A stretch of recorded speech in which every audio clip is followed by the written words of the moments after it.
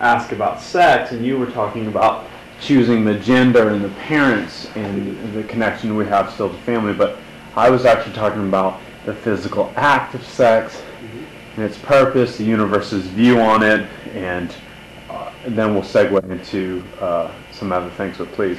That'd be great, yes. Actually, sex is an earth thing. It's an earth thing. It really is. It's a physical thing with the physical body. Right. It doesn't mean anything as far as one's lessons are concerned, unless they are using sex to abuse another or hurt another. If you're sexually aggressive to that point that you're hurting someone else, this is your rapes and so forth, then you're responsible for that act. Like you're hurting the soul. You're hurting that person. The real person is the soul. So you're hurting that person's soul by the way you're acting. But simple sex, you can have it as much as you want, when you want, doesn't matter. It doesn't. It's just an earth thing, and we make too much out of it, the universe says. We always got fights and arguments and carrying on which right and what's wrong. There is nothing wrong with any of it as long as you do not hurt another person doing it. That's it. But what about STDs and diseases like AIDS and stuff like that? All for teaching. Every disease on this earth is actually carried within our very bodies. Every one of us have all diseases that exist at some dormant stage in our body. And if we are not living right, we bring that forth to teach us to start living right. It's all for a teaching process. Everything happens for a reason. All disease, all illnesses, all ailments. Hard to accept that, but that's the truth. The universe says. It's all there for a reason, for a purpose. It does not mean that because you have sex with someone that you think is not right to have sex with is wrong. You're making it wrong in your belief system.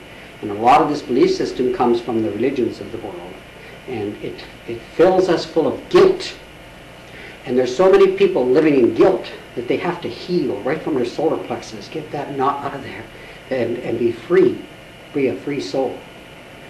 These things that don't vibrate with another soul will cause you to separate from that soul, and you will search out and find someone else that does vibrate, because it's all entered in love. It is all part of love.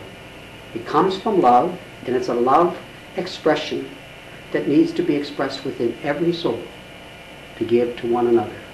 Live in love, through love, not hurting another, not abusing another, but love and loving and caring, sharing, enjoying. It's meant for you to enjoy life. And because it's a physical thing. Why is that, people say? Well, because we are really, our physical body is not we ourselves, but our body is a physical creature. Now this opens a real can of worms. If you want to open that can today, where does that come from? That creature.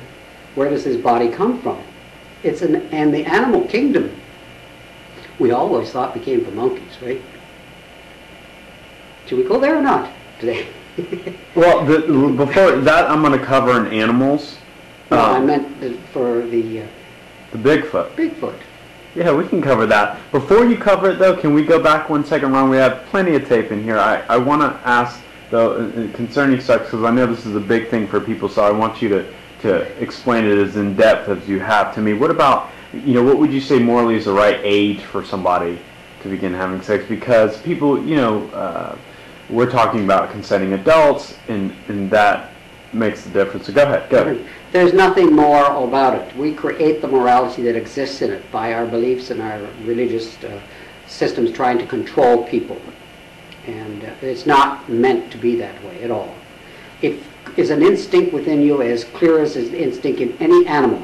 And that's part of our physical body. It's an animal instinct. And it's an instinct that needs to be satisfied. It needs to be fulfilled. And it should not be avoided.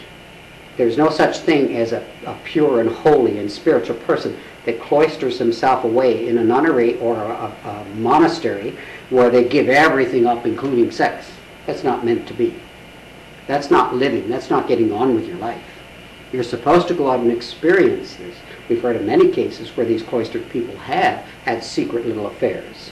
And many children from those affairs, all over the world, all through history. There's nothing wrong with that. The universe is in charge of bringing children to people. When you've earned it and you have a right to have that child, you've earned it, and you need to learn from the lessons that that child will bring to you from having the child and experiencing it, it will be brought to you, regardless of how it is done. The same comes now into the part of abortion. The soul is a tiny light. That tiny light does not enter the body, the fetus of the body, if you will, until that fetus is out of the woman. Completely out. It's an extension of the woman. It comes out, and it has to come into the earth atmosphere before the soul can enter. And the soul only enters at that time. I don't know if you remember the old days. He used to hold them by the little feet and spank them on the rear end. I don't know if they still do that today. But when a baby cries, the soul is entered. Therefore, there's no harm to the soul. You can never hurt a soul. You can never harm a soul. It is a part of God. It's a part of the creation. It's a part of all that is. It is what we really are. And that soul is that person coming through. And usually, it's an old soul. We are all old souls that are here on this earth. Have lived so long, we have lived forever, but we have been here even 2 and 3 times before. Many of us are here for their third and final time. 3/4 of the Earth's population is here for the third and fourth time. Yes, I know I am. Yeah, and you get to know that as you grow and progress, and you just feel it, and you just say, yeah, I know I had stuff like this in my past life, and it starts coming to you in bits and pieces. Most of it is kept from you. And that little soul, when it is waiting for the fetus to come out, for giving birth or having the birth, the soul brings the life to the body. Okay, there's no life in that body at all until the soul enters.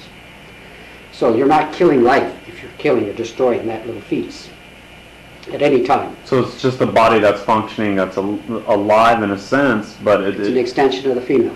It's just an extension of the mother. Female. Right. That's what the umbilical cord is. And then once they cut that away, then this soul is on its own. That's how simple it is. There's also an umbilical cord against and connected to our ethereal body, that we can travel at night, an astral travel, in an ethereal form in the universe, to the astral plane and places like that, and look and see and meet other people, go even here a lot of places on earth, meet people, so that we have these dreams and experiences that help us. And once that something happens with that cord, could even get tied up or tangled up and it breaks, then you don't come back. You pass in your sleep. It happens. That's the cord that still holds on to the soul. Once it's your time to go, that cord is severed for you to go on with the guide and go to the universe. The silver and biblical cord, you've heard of that. Yes. And I mean, it's been spoken of by many different literature, not literature, but books anyway. Spiritual teachers spiritual teachers that have been impressed. Yes, exactly. Well, so we're back to the soul now. Let's say the soul, what happens to the soul before it comes into the fetus? It's hovering around the mother's body for the whole 9 months during the pregnancy. And all it's doing is figuring out and how they can work things to take care of the lessons that they must learn in this family with this mother and this father. And it's working that out. That's all it's concerned about when it gets to that point. It takes a long time to get to that point. If their soul is coming back from the astral plane, they have to have already graduated to the highest level of the astral plane and still have lessons to learn, so they haven't had their 3 lives on earth, so they're allowed to come back. That's why I say there's old souls coming back and allowed to come to earth now, that are here in this generation. They're allowed to come back, but they have to reincarnate from the highest level of the astral plane. They have to earn that first. So maybe 1,000 years it's gone by before they're coming back. So they've done enough spiritual work in the universe and made enough progress in that dimension. The astral plane is the first dimension after you leave Earth. I want to make that clear. Right. And they earn the right to come back and to make faster progress on the Earth plane. I want to interject something here that you told me about abortion too, is that sometimes when a mother chooses to have an abortion, it can also be that the soul impresses the mother to have that abortion. Okay. Yeah, I was getting to that. The soul is hovering around the body during that time period. If it sees within its pattern some difficulty, there can be trouble. And that soul says, oh, how am I ever going to deal with this? How am I going to take care of that? How am I going to do that? That soul is always thinking of. It will say, wait a minute, I'm not ready to do this now. And it will entice the thought upon the mother to abort. The soul coming through actually tells the mother, in her thought pattern, you need to abort. It's not time. And then there's also miscarriages and things like that. Oh yes, we get to that too. Yeah. Okay. It just keeps flowing here. Anyway, so the soul, maybe the same soul will come at another pregnancy. It eventually will come through because it has to come through. That's its purpose, is to come through to that family. So it's just not coming at that time, not ready. And I know of some people who've had as many as 5 abortions. And yet they've had 5 or 6 children at different times later that they did finally come through. Same souls. So the soul will come back when it thinks longer in the universe and get things worked out in their thoughts patterns so that they can say, okay, now I'm ready to go and deal with this. See? At the same token, they can also change their mind, and the process in that change is what we call a stillborn, which you've heard of that. They're birth and they can't get life into the body. It's a stillborn, or it's a miscarriage. And that again is part of, the teachers know this at all times, what's going on. The process of a woman having to go through that, and the man too that may be responsible, and sometimes it's a man that doesn't even know he has a baby happening, but at the same token the responsibility is there to teach the soul. It's all for teaching. And that soul has to learn the lessons through the experience that they are experiencing of that 9 months pregnancy, and then not having a child, having a miscarriage or having an abortion. It all has reason and purpose. There is nothing, there's no mistake, there's no accident, there's no coincidence in all of the universes. There's nothing. It all has a purpose and has a reason. Okay, I want to segue now into a topic that is a big one for a lot of people, and we've touched on it, but now I really want to go into it. And I think what we're talking about with sex and abortion definitely conflicts with the principles of organized religion, which never made any sense to me in common sense. And let's segue into religion, because in the books it says that religions are the greatest cause of problems on the earth plane. And I want to segue into that, and let's discuss organized religion. Yeah. And that's all religions. Okay? We have one teacher that came through and wrote for us, and he lived in 297 BC. His name was Conair. And Conair said, I was responsible when I was on earth, that was his last time he was here, 297 BC, of bringing the tablets in ancient Greece, that all religions were created from these tablets. So that was the first time that the earth was ready for this kind of information. Now, each religion is made from that and made up by the whoever is starting the religion, whoever started the religion, in the way they interpret those tablets. And then maybe interpret in their own way to say, I can rule all these people if I get them all on this side and work with this information. And that's how they've created religions. All religions are created by man. There is no religion in all the universes. I do plural here because there's more than one universe. But we mainly talk most of the time about our universe. However, there are other universes, and there still is no religion. It's only on earth. It's all man-made on earth. And it is the cause of all the problems all throughout history. All problems, whatever they may be. Let's take the one that exists right now in the Middle East. We have one war after another, continuous, in those Middle Eastern countries. Everyone wants to kill everyone else over there, it seems. And this comes from all the souls that lived at the time of Atlantis, and they uproared and went against the way life was, which is a beautiful, peaceful harmony of life that they lived in, and decided that they should steal the riches of the country and start their own community and religion. And all those Middle Eastern countries were created from Atlantis. They say, what happened to Atlantis? Well, it sunk. It actually, the earth came up and the earth went down. Up and down, completely changing. The only remnants of Atlantis left, and this is going to freak some people out because they think it's in the Atlantic and has to do with the Atlantic Ocean, and it is not. It's in the Mediterranean Sea. And the only remnants is the Isle of Crete, the Greek island of Crete, and 2 or 3 small islands next to Crete. That's all that's left of Atlantis. And part of the upper part of Egypt was still part of Atlantis. So some took the riches to Egypt, starting what we know as the Egyptians. The Egyptians had raised. Some went over here and over there, got Iran as we know today, and Iraq and Israel and all those places. They all had their religions, started their own religions in that whole area. At one time it was all called Mesopotamia. And going back to the conquerors of the period and the day, it spread quite wide. So these souls that come from that area where Atlantis went down are brought out of darkness right here in this generation. They're here on earth now, every one of these souls, in that whole Middle Eastern area.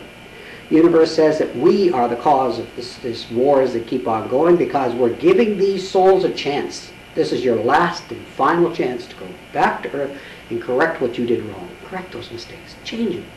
You got to change that whole area. You're responsible for it. You got to change it. So what are they doing? Killing themselves, one another. Killing by tribe, this tribe, so forth. And then they tell us all the souls that are there as a soldier, no matter what country represents them, or they're represented by, are volunteers that volunteer just for that mission. To come to earth, do this, that, and the other in order to help get worked in the right, things working in the right direction in order to change the way. And if their lessons are finished, they are taken right from the battlefield. And they say, thank you so much, and you made this great progress, and they move on in the universe. Others that have come home, and they think their work is finished, or their time in Iraq is over, or whatever, for the war, or Afghanistan, whatever, they come back, and then you hear of these terrible things on the news where all of a sudden they get shot. They get killed. They go through the whole mess of the war, and then they come home, and then they get killed. Something happens to this one, they get killed. That is because their time is up, they finish, and they're called back. They're called back. If they come home and stay home and whatever, then they're allowed more lessons that they can learn and correct in a family matter with their families and so forth. So it all has a purpose. There's nothing wasted. And they say once this is cleaned up in the Middle East, it will take millions of years for that entire area of the country to ever regenerate itself to be fertile land again that can be used as a fertile, beautiful place. Millions of years. So they don't expect, the way the earth is getting so tired now, that it's going to last, and they're hoping that we will change, because if we don't change, we're just going to keep destroying. And that the earth will last for at least another 1,000 years, and it'll last in a peaceful way. Come back to what it was originally, living together, people caring and sharing. And if there's anything that's the opposite, it'll be all separated, completely separated. They're separating it all, so that we can live our lives as we're supposed to. But can we talk about Jesus now? And because we're on the subject of religion, and so many people have made Jesus a God, and what I've gotten from the books is that Jesus was a great teacher, but no different in any way than any of us, other than he had earned the ability to do the things that he did, and one which was healing people. And the messages that he was giving have been bastardized by people who want to control other people. And there should be no control over anyone. That's true. I'm going to give you a lot here to digest, if you will. Please. First of all,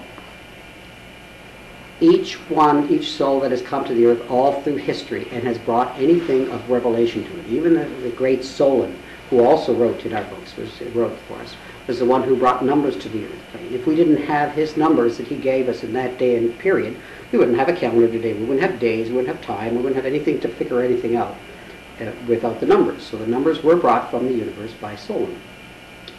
He was a messenger.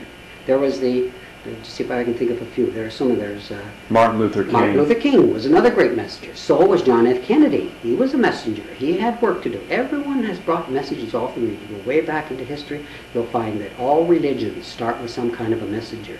The Far Eastern philosophies and all the shamans and the gurus or whatever from that time, they were messengers for the period, for the time, for the era that existed, and the people of that time to change, to start thinking differently, to open their minds and think. It's all meant for the same purpose. Jesus first came as Adam. There was Adam and Eve. He was the first soul on earth. He was brought from the star universe, which is the next universe adjacent to our universe. He was brought from the star universe and asked if he would start mankind as we know it and be the first male on earth. And then asked the question, then if Jesus was Adam, who was Eve? And they said, that was your Queen Victoria, the time of the queens. Great queens, and the time of the world that needed her, but she came back only the second time as Queen Victoria. Jesus came back the second time in an ancient civilization before Atlantis. He was an emperor of a very spiritual civilization, teaching and showing as a messenger how everyone should live. And he's always been a healer. Now they tell me that I've always been a healer myself. And I'm one of them, meaning I'm one of the high teachers from the universe that has come as a messenger at this time to bring this message to the earth, to get people to change and think for themselves on all this information as to what makes sense to them, and do they want to change in their life, or do they want to keep the same old way they're going. I first was in the caveman days, and as a healer in those days, we didn't have any doctors, so I was a doctor of sorts, but I listened and got my recipes, if you will. Put this with that, make that into a mud pack and put that on the wound, or whatever was necessary in the caveman days to do with healing. And all the different souls would come to me for this kind of help. The second time, I volunteered to come, and each time I volunteered to come to this earth. And I came the second time, I was John, the Apostle John. And they keep saying to me, yes, you were John, and it's just hard for me to comprehend and accept that in this life. But I have got to the point that I have accepted. And they said, you made the way for Jesus. You were part of before Jesus came. And you were his special apostle. And you worked closely with Jesus. And you and James, your brother James, which is James the Greater, went out after Jesus left and was doing healing and teaching as a pair. That's what they told me. So I accepted that. And isn't that wonderful? And they said, he will come, meaning Jesus will come and work with you again. Oh, I said, and how's that going to be? He will be coming on our high, holy comet ship. It's a spiritual comet ship, an actual ship that exists in another dimension that no human eye can see. It's completely invisible, so it has to materialize for you to see it. And it's coming to land north of Los Angeles here in California, and on board will be Jesus. Jesus will come out and he will straighten out the world religions. It is called the Second Coming. It's the greatest happening in the history of the world. He did this apparition and appearance and materialization after his death a couple of thousand years ago to let us know that life continues. And this now coming is bringing the final proof that life will continue for everyone. And we're all here in the high universe watching over all of you, helping you to get on with your lessons. Along with him will be many of the teachers that are in the book, such as Abraham Lincoln will be coming. We will recognize him because he will appear like Abraham Lincoln and materialize that way. They say that Mary Todd Lincoln will be coming. There's going to be 7 wonderful teachers on the ship that will come out of the ship, because I asked, I said, do I come on the ship to get the messages from you? And they says, no, we'll come out to you. And I even asked, is this going to come to Washington and visit our government? And they said, no, we won't have time for that, Ron. We're coming to the people. And they're coming to California. Why? Because they say California is the most spiritual area of the entire world. There's more people here with open minds that are working in a spiritual way of life and trying to change their life and live in a better way of life. And that's why they're coming to California. So interesting. Now, let's see how many other teachers we're able to get a few there. There's, and there also will be a courier. This will be 7 teachers and a handful of couriers. The couriers man the ship and take care of bringing the ship here. The high teachers coming on the ship will not be on the ship as it's coming because it's here right now. It's circling the earth and giving us healing right now to get us ready and prepared for this landing. When it lands, the teachers will just there and materialize one after the other and bring their messages. It will only be 1 hour, because after 1 hour sitting on the earth, the energy of their ship will be drained and they cannot lift off to leave the earth. So they must leave in 1 hour. They can only stay 1 hour. So it applies the same for all UFOs. That's how we capture UFOs. They stay longer than an hour on the earth and they lose all their energy, and they don't realize that works that way. The law of gravity drains the energy.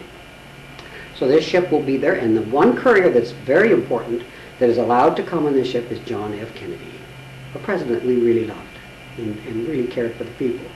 And he's coming to prove. This is going to bring the final proof of life after death. No more question any longer. Although they say, even when they see it on television, they won't believe it. They think it's all going to be made up, some kind of made up thing. This is not real. They're just not going to accept it. Some will and some won't. That's fine. Who will be on the path of spiritual progress. What is spiritual progress? It's the way you live. That's what spiritual progress is. It's not what you believe. It's how you live. That's the quote in the book that Exactly. affected me the most, and I just want to interject this because it's such a powerful thing. The book said it does not matter, the only thing that counts for soul progress is how you live and treat other people, not what you believe. And it makes so much more sense in terms of common sense. I never understood the philosophy behind organized religion where you, as long as you were baptized or followed a ritual or said Hail Marys or whatever religion it was, as long as you did their practice, that you would be just forgiven and you wouldn't go to hell. It never made sense. The universe's knowledge of karma and correcting mistakes specifically and being responsible individually, and no magic wand is way. You have to work and earn that. Makes way more sense to me. And none of it can be just given to you. You have to earn it. Right. I stress that very much so. Everyone earns every bit of progress that they receive. And it's all done by correcting the things that you did wrong. And it's like forgiving and forgetting and getting on with your life and start listening and paying attention. Follow your impressions and you watch how easy things will be. You start working with the white light. Ask for the white light to be placed around you every day, 10 times a day, 1,000 times a day. Just keep asking for the white light around you and protection. You give power to your guide on your right side when you put the white light, because that helps him to do his job in keeping the negativity away from you. These darkened souls and negative souls cannot come near you where the light is shining.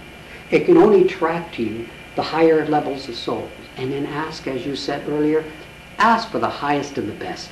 And you want nothing but the highest and best around you, everything else out of here.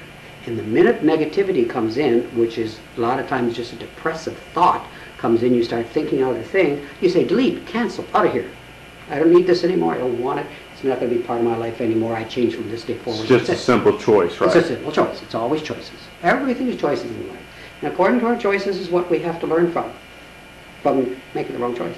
So make the right choice and not have to worry, that's taken care of. Moving on. Next thing, doesn't mean that it's not going to be easy, but it will become easier as you go along. Does that make any sense to you? Yeah, it does, and I want to jump back for a moment because you didn't cover what you were about to go into because I wanted you to cover something else. But talking about religion and all of these things, also in evolution, we have so many great programs out about scientists and DNA. I was watching something on the Neanderthal man, but where the books say we learn the mobility of the body is getting an opportunity to be inside a Bigfoot body on Mars, and that the Bigfoot exists on Mars. And could you explain a little further about that? Yes, when it came a time in the universe, a long, long, long time ago, so long ago we can't put a number of years to it, the universal teachers and directors of the universe that were trying to keep everything going and working and under control and work 24/7, they still do. However, in those days they had to say, well, our souls are not making fast enough progress. We have to create some way that they can learn quicker and make faster progress. So their minds all come together, the minds of the highest, and they decide to create a universe. They created our universe around our Earth. They created one planet, our Earth, to be the learning planet, the planet where they can grow and progress and have a physical body to do so.